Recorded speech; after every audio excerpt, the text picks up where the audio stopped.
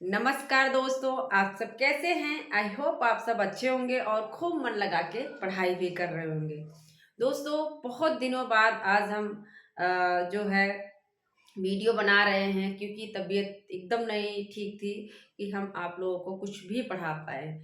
तो कुछ दिनों से ऐसा हो रहा है कि जब भी मैं शुरू करती हूँ कि कुछ चलो कोई टॉपिक उठाती हूँ पढ़ाना है, लेकिन कुछ समय बाद तबीयत खराब हो जाती है, कुछ ना कुछ हो जाता है। लेकिन कहते हैं कि जब परिस्थितियाँ विपरीत हो ना, तब पढ़ने का मज़ा ही कुछ और है। कुछ लोग हैं परिस्थितियों के सामने घुटना टेक देते हैं, मुँह मोड़ लेते हैं, पीछे लौट जाते हैं। लेकिन कुछ लोग ऐसे हैं कि जो परिस्थितियों से जूझ कर निकलते हैं और हीरे की तरह, सूरज की तरह चमकते हैं। तो कहने का मतलब है कि परिस्थितियाँ जब विपरीत हो तो अपने अंदर एक जुनून लाइए और उस जुनून के साथ, हौसले के साथ पढ़ाई करिए, पॉजिटिव सोच के साथ देखिए आपको सफलता निश्चित मिलेगी।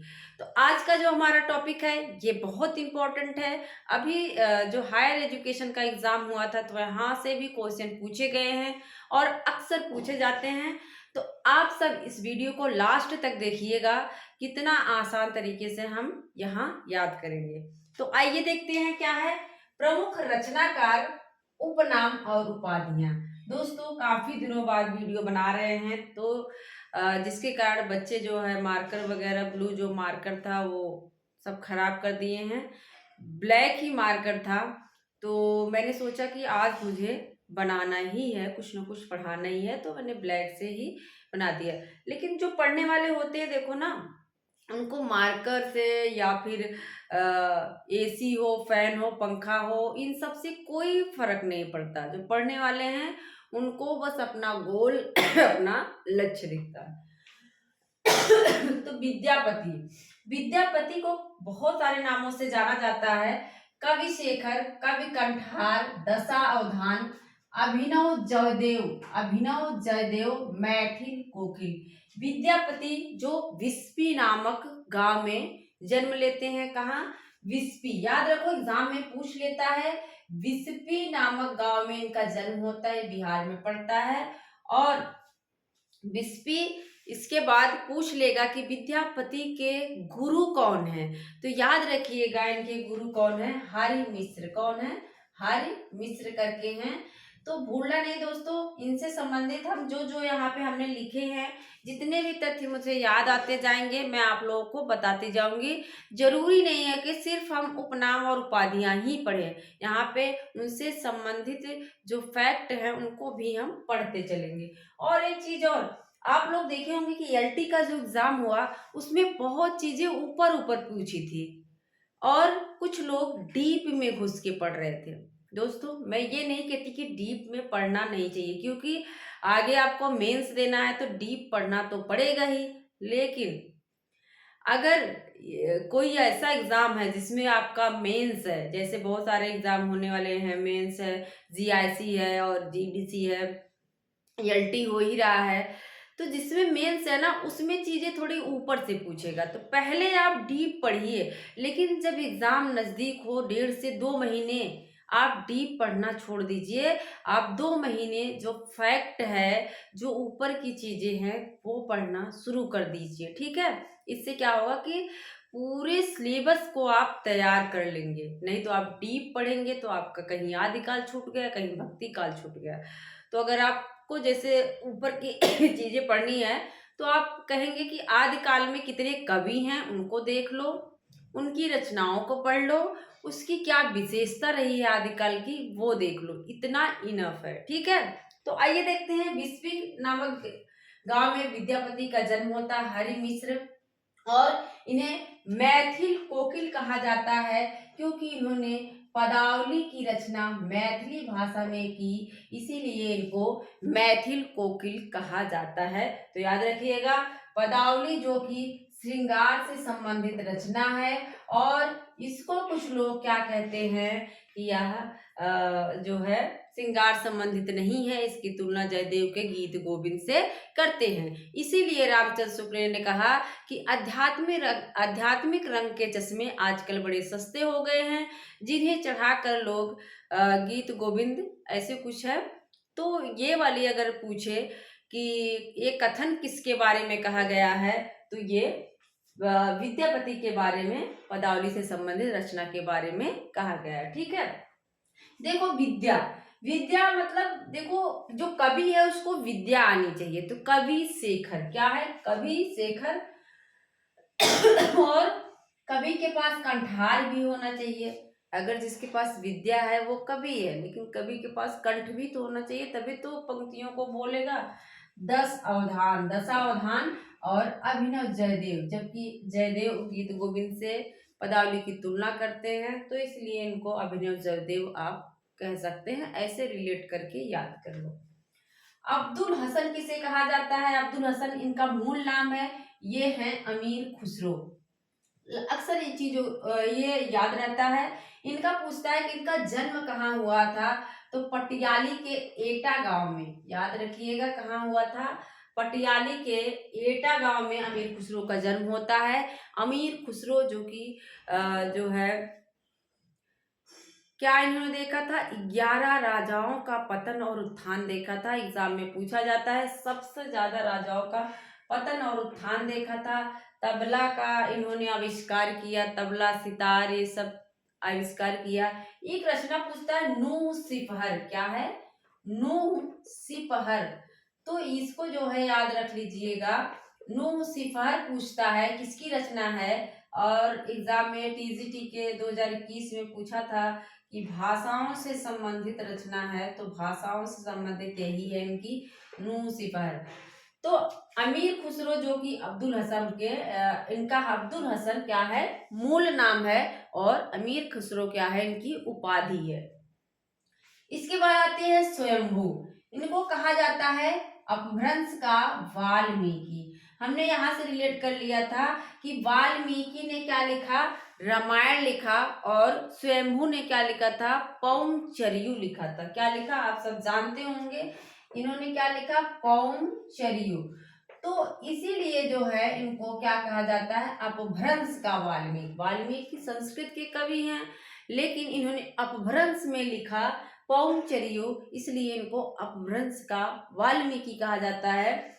आप पांडे की किताब में देखेंगे कि देगा अपभ्रंश किसको व्यास कहा जाता है, तो व्यास अगर आता है तो आप स्वयंभू नहीं मारेंगे, उसमें स्वयंभू लिखा है, आप क्या करेंगे, पुष्पदंत किसको कहेंगे, अपभ्रंश का अगर यहाँ मैंने लिखा भी होगा पुष्पदंत, देखो लिखा है व्यास किसे कहा जाता है, तो व्यास जो है पुष्पदंत को कहा जाता है, ना कि स्वयंभू को कहा जाता है, याद रखिएगा। ठीक है, स्वयंभू पौमचरियु रचना है, राम से संबंधित। ऋणेमचरियु जो है उनकी कृष्ण से संबंधित रचना है, जिसे हरिवंश पुराण भी कहा जाता है, और इसमें जो है 5 कांड, पौमचरियु में क्या है, 5 कांड मिलते हैं। पुष्पदंत है जिन्होंने महापुराण जैसे नामक ग्रंथ की रचना की, और उसे 63 गुण अलंकार भी कहा जाता है, क्योंकि उसमें 63 महापुरुषों का वर्णन मिलता है। इन्हें क्या कहा जाता है, हिंदी का भवभूति कहा जाता है। क्या कहा जाता है, हिंदी का भवभूति।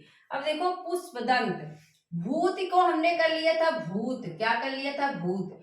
अब भूत के दंत मतलब दांत दिखाई देते हैं ना, जैसे अगर मूवी वगैरह में देखो, ऐसे तो भूत कोई देखा नहीं है, लेकिन पिक्चर वगैरह में दांत ऐसे निकले रहेंगे, कहीं इधर कहीं उधर, तो भवभूति मतलब भवभूति अगर शब्द आए, भूत कर लो और भूत के दांत निकले रहते दंत, तो पुष्पदंत किसे का, पुष्पदंत को क्या कहा जाता है, हिंदी का भवभूति। और भाखा की जड़, सेंगर ने कहा इनको, क्या कहा, सेंगर ने कह दिया कि ये भाखा की जड़ है। ठीक है, तो भाखा की जड़ पुष्पदंत। अब देखो जड़, पुष्प, जड़ से ही तो पुष्प निकलेगा, जड़ शब्द को पकड़ो, वहां आपने भूत पकड़ा, दंत रिलेट कर लिया, लेकिन यहाँ क्या कर लो, जड़ कहाँ, जड़ से क्या निकलेगा, पुष्प निकलेगा। तो जड़ वाला जो है उपाधि पुष्पदंत की तरफ जाएगी और वही जड़ क्या हो जाएगा, अभिमान मेरु बन जाएगा। ठीक है। और व्यास भी कहा जाता है इनको, व्यास कहा जाता है, कविकुल तिलक भी कहा जाता है। ठीक है। ज्यादातर वो भभूति पूछता है, व्यास और भाखा की जड़। ऐसे ही है हेमचंद्र। कौन है? हेमचंद्र है जिसकी रचना है सिद्ध हेम शब्दानुशासन। हिंदी शब्दानुशासन वो किसकी है, आप लोग कमेंट बॉक्स में बताएंगे। और सिद्ध हेम शब्दानुशासन अगर पूछे व्याकरण ग्रंथ है, किसका है वो, तो हेमचंद्र का है। किसका है? हेमचंद्र का। और इनका मूल नाम क्या है हेमचंद्र का? चंगदेव, शायद चंगदेव, चंगदेव इनका मूल नाम है। हेमचंद। ठीक है। मैं ज्यादा नहीं बोलूंगी क्योंकि मुझे खांसी अभी भी आ रही है। तो कहा जाता है कि सिद्ध हेम हम शब्दानुशासन में 3 भाषाओं का वर्णन मिलता है। कौन कौन है? संस्कृत, प्राकृत और एक है अपभ्रंश। क्या है? अपभ्रंश। सिद्ध हेम शब्दानुशासन में प्राकृत का वर्णन मिलता है, इसीलिए इनको प्राकृत का पाणिनि का एक मिनट।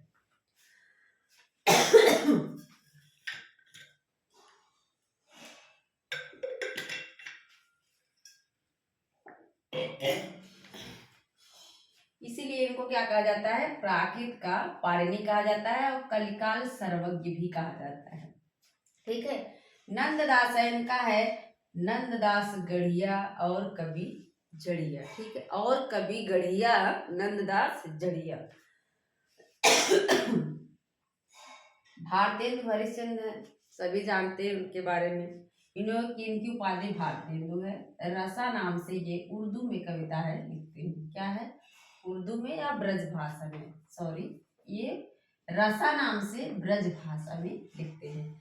जगन्नाथ दास रत्नाकर, जा से जगन्नाथ, जा से जकी। क्या है? रत्नाकर भी इनकी उपाधि है और जकी भी। ठीक है। महावीर प्रसाद ने भुजंग भूषण भट्टाचार्य नाम से रचनाएं की हुई है, तो इनकी ये है, इनका उपनाम ये है। सुकवि किंकर भी इनका है। हरि प्रसाद द्विवेदी वियोगी हरि को कहा जाता है। ठीक है। वियोगी हरि ही कौन है? हरि प्रसाद द्विवेदी। नाम रिलेट करिएगा। मैथिली शरण गुप्त है जिन्हें रसकेंद्र कहा जाता है, कहीं कहीं रसकेंद्र मिलता है। राष्ट्र कवि इनको भारत भारती रचना पर मिला। क्या? भारत भारती रचना पर मिला था। और कहा किसने था? तो महात्मा गांधी जी ने कहा था। ये उपाधि किसने दी थी राष्ट्र कवि वाली? महात्मा गांधी ने। और भारत भारती रचना के लिए याद रखिएगा, दद्दा पूछा गया है। दद्दा और मधुप, मधुप किसे कहा जाता है? तो मैथिली शरण गुप्त पे हमने याद कर लिया था। मैथिली, मैथी, जो मेथी का पौधा है, मैथिली को हमने मेथी कर लिया। और जो मेथी का पौधा है उस पर देखो मधु बैठते हैं, मधुमक्खी। तो मधुमक्खी कहाँ बैठेगी? मेथी के पौधे पे बैठेगी। तो मधु उपनाम किसका हो जाएगा? मेथी मतलब मैथिली शरण। ठीक है। दद्दा किसे कहा जाता है? मैथिली शरण गुप्त को। ठीक है। और दादा अगर पूछता है, दादा किसे कहा जाता है? तो माखन लाल चतुर्वेदी को। याद रखिएगा, दद्दा और दादा में माखन लाल चतुर्वेदी। बोल नहीं पा रहे दोस्तों, सॉरी। तो गया प्रसाद शुक्ल स्नेही हैं, जिन्हें क्या कहा जाता है? स्नेही और त्रिशूल, दो नाम है लेकिन कंफ्यूज करेगा आपको कि गया प्रसाद शुक्ल जो थे वो ब्रज भाषा में रचना किस नाम से करते हैं। देखो, ब्रज में लोग बड़े स्नेह से रहते हैं। क्या करते हैं? ब्रज में लोग बड़े स्नेही होते हैं, प्रेम से रहते हैं ना, राधा राधा। और त्रिशूल क्या है? ये इसमें ये वीर रस से संबंधित रचना है इनकी, मतलब राष्ट्रवादी रचना जो है ये त्रिशूल नाम से करते हैं। और जो स्नेही है वो ब्रज भाषा में ये लिखते हैं। इतना तो आपको समझ आ गया होगा। फटाफट आप देख सकते हैं, विद्यापति हमने बताया, कवि शेखर, कवि कंठहार, सारी चीजें, मैथिल कोकिल, अमीर खुसरो, अब्दुल हसन बिल्कुल नहीं बोल पा रही हूँ, तो यहीं पर वीडियो एंड करती हूँ। और आप सब जो है अगर नए हैं तो सब्सक्राइब कर लीजिएगा। मिलते हैं अगले वीडियो में। Thank you.